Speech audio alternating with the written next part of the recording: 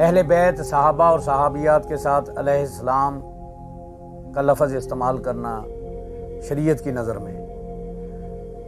بعض لوگ کم علمی اور جہالت کی وجہ سے اور بعض جاننے کے باوجود فساد پھیلانے کی خاطر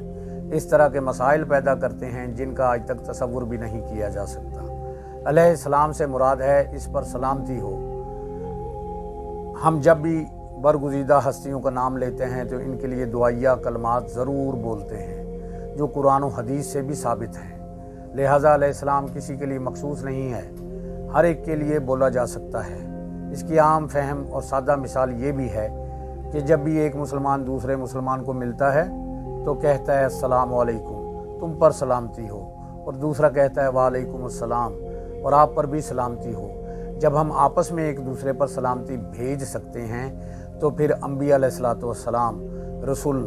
صحابہ، اہل بیت اور نیک صالحین علیہ السلام پر سلامتی کیوں نہیں بھیج سکتے؟